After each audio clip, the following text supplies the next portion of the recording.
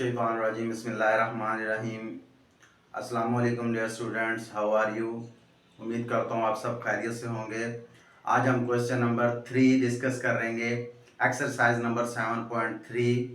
तो जिसने question number 2 मेरा जो है वो रीड किया हुआ है, लेक्चर मेरा देखा हुआ है, उसके लिए यह क्वेश्चन निहायत ईजी होने वाला है। और क्वेश्चन नंबर 2 अगर आपने देखना है तो डिस्क्रिप्शन में, इसी वीडियो के डिस्क्रिप्शन में मैंने लिंक डाल दिया, आप वहां से उसे देख सकते हैं। तो इस क्वेश्चन में हमारे पास स्टेटमेंट है, वो रीड करते हैं। Right the closest quadrantal angles between the angle lies. Next बताता है right your answer in radian measurement. वो बेटा कहता है कि ये जो हमारा एंगल हमारा दिया गया है, आपने ये बताना है कि कौन से क्वार्टर में लाई करता है। वो उस क्वार्टर के दोनों जो है हम बाजू जाविये वो भी हमने बताने हैं। तो पिछले क्वेश्चन में और कहता है जवाब हमारा जो है ना वो रेडियन में आप दीजिएगा। ये वो पाबंद करता है हमें कि आंसर जो है वो रेडियन में बतलाइएगा। तो देखिए, ये हमारे पास 4 पार्ट्स हैं इस क्वेश्चन के। हर पार्ट जो है वो रेडियन फॉर्म में हमें एंगल दिया गया है और जवाब भी हमें रेडियन में ही बताने के लिए वो फोर्स करता है। तो जो फर्स्ट क्वेश्चन नंबर 2 जिसने देखा है उस वहां वो समझ गया होगा कि वहां पे भी हम जो है 4 क्वार्टर बनाते हैं। ये फर्स्ट क्वार्टर होता है, ये सेकंड क्वार्टर, ये थर्ड और ये फोर्थ क्वार्टर होता है। और ये डिग्री में जो मैंने समझाया था उसकी बात कर रहा हूँ। ये 0 डिग्री से स्टार्ट होता है, यहाँ पे 90 डिग्री और यहाँ पे 180 डिग्री और यहाँ पे 270 डिग्री और मुकम्मल चक्कर मुकम्मल होने के बाद 360 डिग्री। तो ये बेटा हमने डिग्री में एंगल को फाइंड करके दिया था क्वेश्चन नंबर 2 में कि ये कौन से क्वार्टर में कौन से पार्ट में लाई करता है। लेकिन इस बार जो है उसने हमें डिफरेंट दिया। इस बार उसने कहा एंगल तो है लेकिन रेडियन में है। आपने इसे इसका जो है क्वार्टर जो है वो भी रेडियन में ही बताना है, कौन से क्वार्टर में ये लाई करता है। तो इसे भी हम रेडियन में बेटा बनाएंगे। वो कैसे बनाएंगे वो देख लें।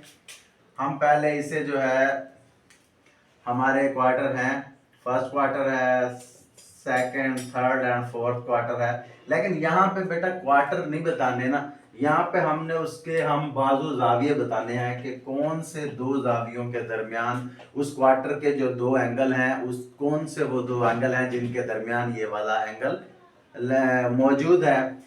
तो अब देखें 0 यहाँ पे अगर हम डिग्री में इसे कन्वर्ट करें ना, हम अपने दायरे को अगर दायरे को हम जो है डिग्री में कन्वर्ट करते थे तो तब हम कहते थे पूरे 360 डिग्री हैं एक दायरे में। लेकिन जब हम रेडियन में बतलाएंगे तो हम कहेंगे कि टोटल जो है 2 पाई होते हैं एक रेडियन एक दायरे में।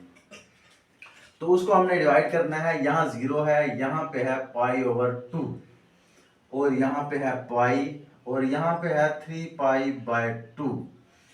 तो यहाँ पे 2 पाई दोबारा मुकम्मल दायरा मुकम्मल होगा। तो अगर हम रेडियन में अपने एंगल्स को जाने तो पूरा दायरा जो है 2 पाई एंगल्स का होता है रेडियन में। तो अब अगर हम ये फाइंड करना चाहते हैं कि हमारा फर्स्ट क्वेश्चन जो है π/3 कहाँ पे लाई करता है, तो आपको पता होना चाहिए कि वो जी हमारे फर्स्ट क्वार्टर में लाई करता है। लेकिन वो कैसे हमें पता चले?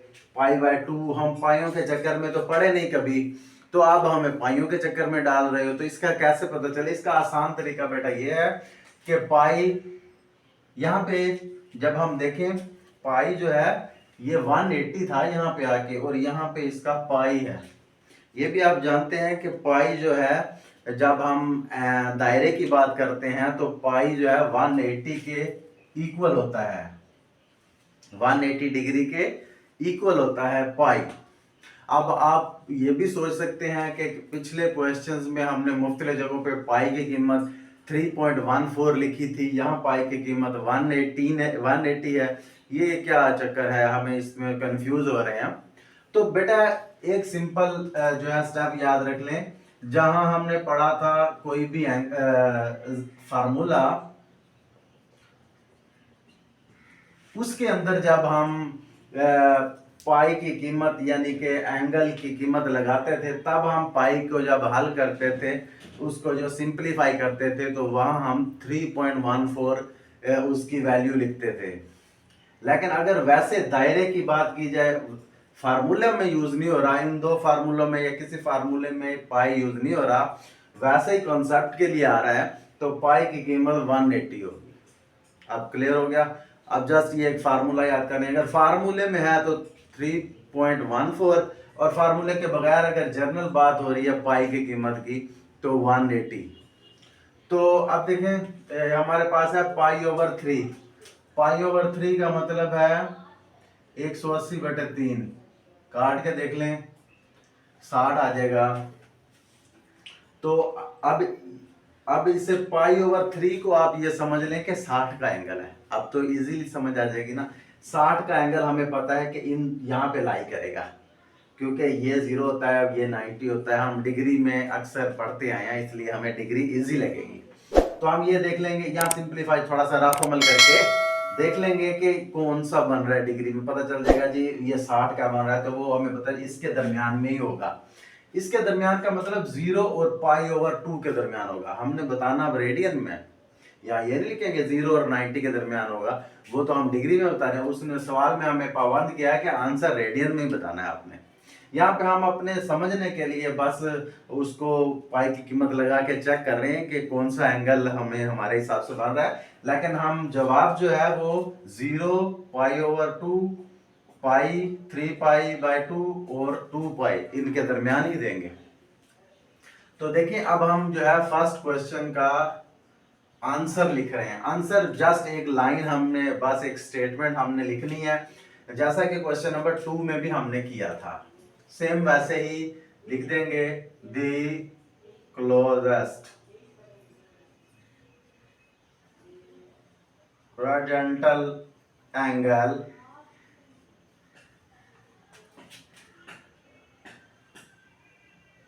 between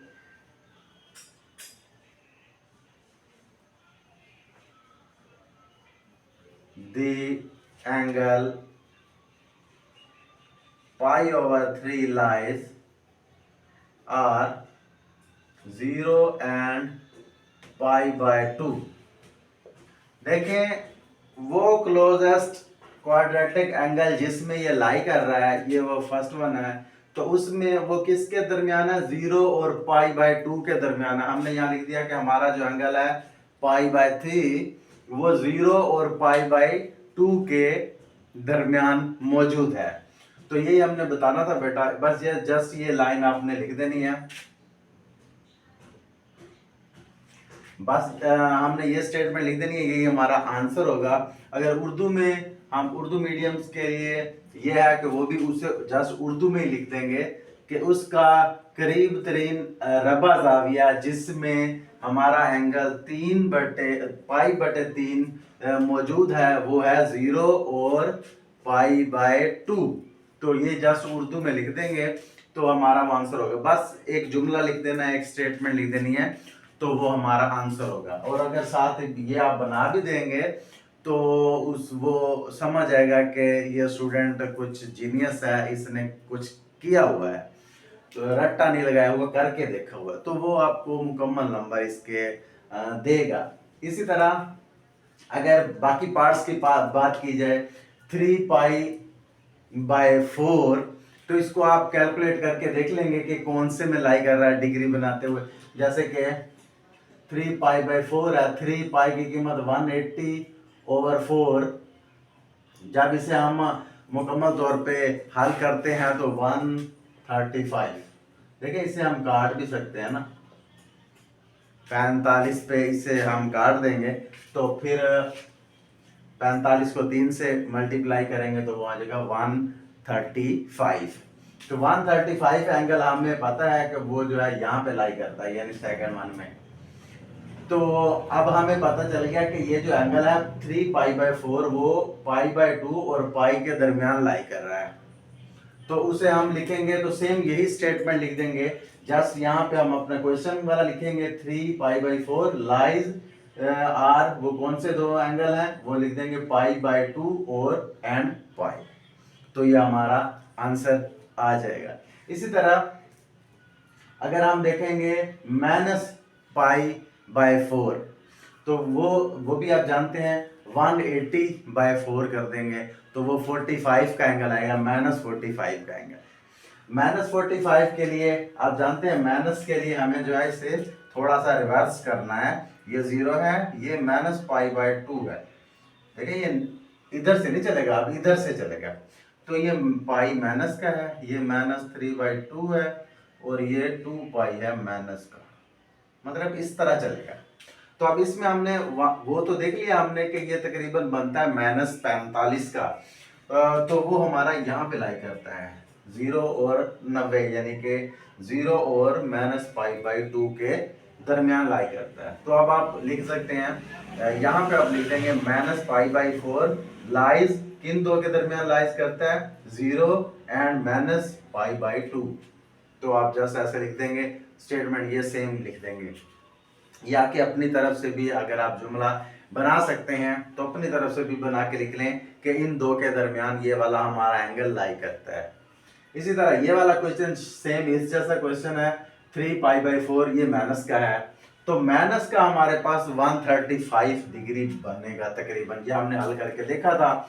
तो माइनस का 135 डिग्री वो हमारा यहाँ पे लाई करेगा, लेकिन 90 और 180 के दरमियान, लेकिन माइनस में आना तो इसलिए इधर आ रहा है। तो यहाँ पे 135 माइनस का यह लाई कर रहा है, तो आप यहाँ इसको लिख सकते हैं, स्टेटमेंट सेम लिख दें, यहाँ पे लिख दें -3π/4 लाइज आर कौन से दो एंगल्स के दरमियान लाई कर रहा है, -π/2 और -π के दरमियान लाई कर रहा है। यहाँ पे -π/2 लिख दें एंड यहाँ पे -π लिख दें, तो आपका ये भी सॉल्व हो जाएगा। ये बस एक आपने स्टेटमेंट लिख देनी है, तो एक सेंटेंस आप जैसे ही लिखेंगे ये वाला, ये हमारा आंसर होगा।